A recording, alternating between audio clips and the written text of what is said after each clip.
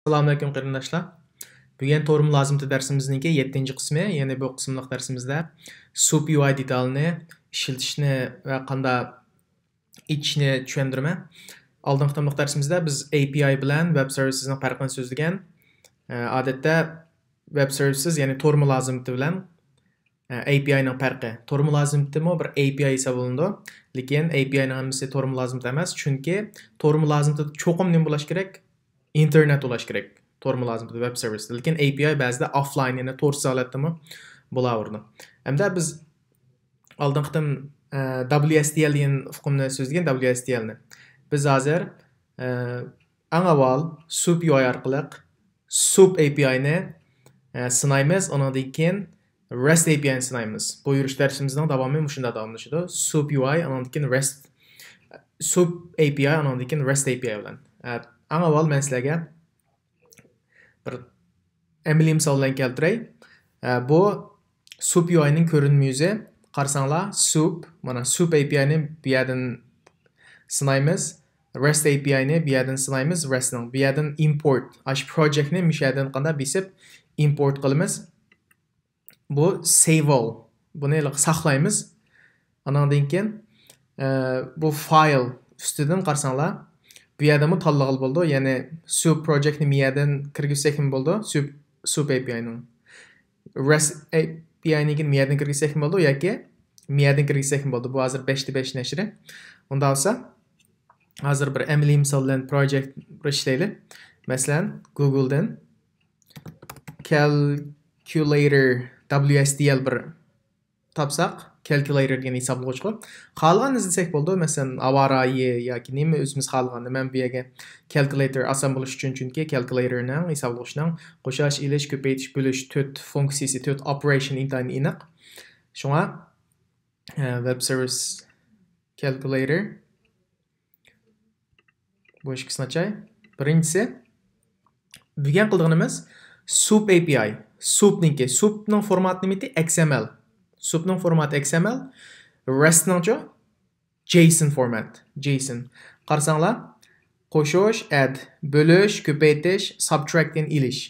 Qo'shish kirsak, qanday? Buningki formati XML format.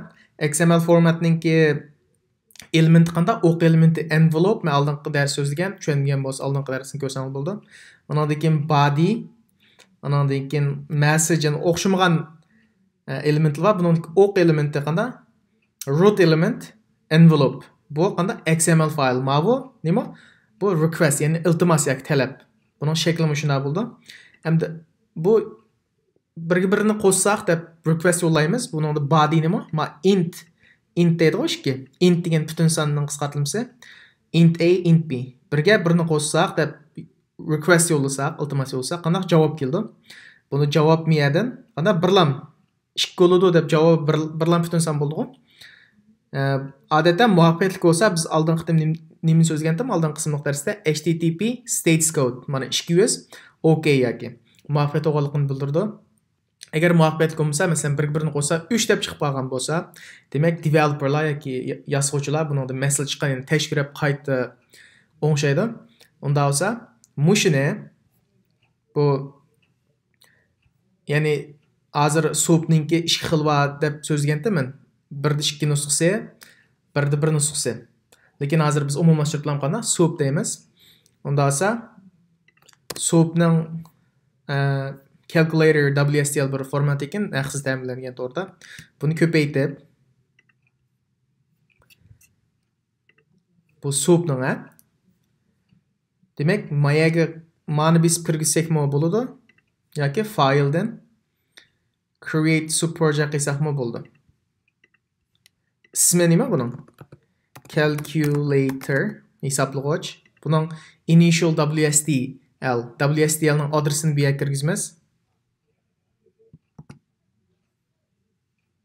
Faqat biz create sample request for all operation qildik.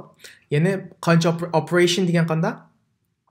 Qo'shish, ilish, ko'paytirish har qanday bir applicationga ma'qu calculator ekan application ismi, hisoblag'ich. Masalan, hamma applicationning o'xshamaydi operationlari. Xaritadan Google'ningki masalan map izlash bo'lsa, qanday operationlar bor? Joy qo'shish, joy ilish degandek. belgilash. Hozircha biz faqat shu birinchi lamqada tanlab turdik.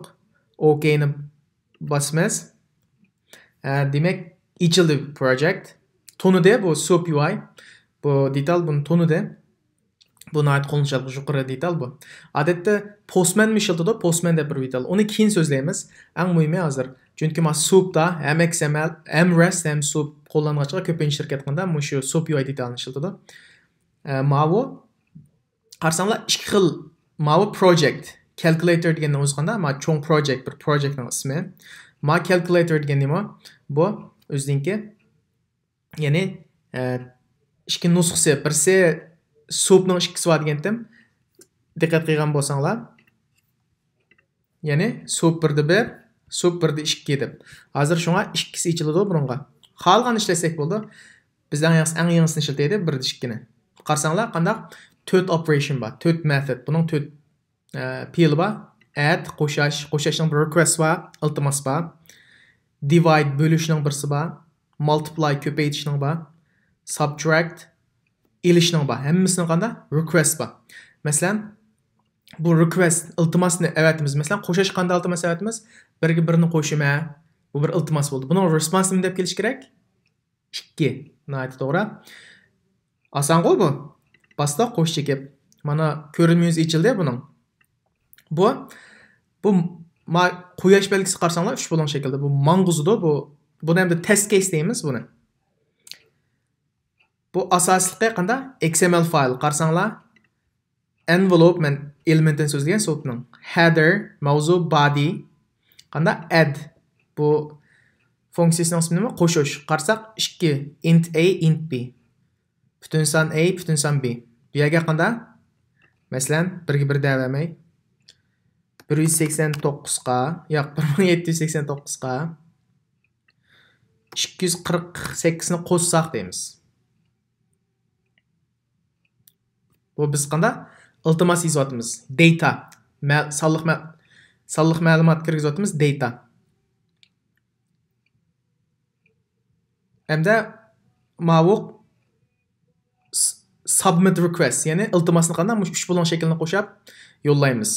Ma'lum qarsanglar buni endpoint deydi. Endpoint degani qanday? Shu tor adresini WSDL ninki qanday? Endpoint. XML format mana XML chiqadi. Bu yerga bassaq iltimosni yo'llab, o'ng tarafiga nima chiqadi? Response. Javob chiqadi. Ma'lum nima? Iltimos, request. Bosdim. Mana response chiqdi. Response qarsaq qanda 1789 ga 248 ni qo'shsak qancha bo'ldi ekan? 2037 chiqadi ekan. Balki shunday bo'lishi mumkin, shunaqa. Qo'shib baqsanglar bo'ldi. Hamda buning muvaffaqiyatli bo'lgan-bo'lmaganligini qanday bilmaysiz desanglar, miyada header bor. Headerni assanglar, qanday miyada http va 200. Ya'ni qanday? Okay, bu muvaffaqiyatli bo'ldi deymiz. Hamda buni yana o'zgartib baqsaqmi? 3 ga 2 ni qo'shsak qancha bo'ldi? Iltimos avatdiq. 5 bo'ldi demakchi. Bu yana qanday? Muvaffaqiyatli bo'ldi. Hamda buga qo'shashgan bo'lishga o'xshash. Bo'lishkim qanday? Qo'shashning XML formati bilan o'xshash. Masalan, 4 ga 0 ni bo'lsak, ya'ni xatolik chiqib qoldi. Nemishqa 0 ni bo'linma qilsak bo'lmaydi. 0 ni mahraj kelsak qanday bo'lmaydi. Hech qanday narsani 0 ga bo'lsak bo'lmaydi. Shunga bu xatolik chiqib qoldi. Header qarab baqayli. 500 mana. HTTP qanday? 500. 500 dan boshlangan bo'lsa nima bo'ldi deganda? Xeyri mulozimlarga xatolik degan. Internal server degan mulozimlar. Agar 400 bo'lgan bo'lsa, client tarafdan yaratdi. 200 bo'lgan bo'lsa muvaffaqiyatli bo'ldi. Demak, men 0 ni 10 ga 2 ni yazsam 2 bo'ladi. Muvaffaqiyatli bo'ldi degan gap. Shuningga o'xshash multiply o'xshash, subtract o'xshash, buni requestni ko'rib baqsanglar bo'ldi. Bu asosliqmi shu butun projectning qismi hamda ba'zi projektlar bundan murakkab bo'ldi, ba'zi bundan oddiy bo'ldi. Lekin asosli qismi shu. Hamda keyingi qismliq darsimizda buning boshqa texmo tafsili qanday avtomatlashtiramiz buni. Avtomatlashtirish, mushu sinashni har qitim qanday qo'l bilan qilib o'tamaymiz. Avtomatlashtirishni o'rganamiz. Avtomatlashtirish deganda buni bo'lakka bo'lib, har xil uqumlari bor, atalg'ilari bor. Shuni o'rganamiz. Bugungi darsimiz mushagicha. Agar boshqa tushunmagan nuqtalar bo'lsa, asl inkas shaklda qoldirib qo'ysanglar bo'ldi. Rahmat.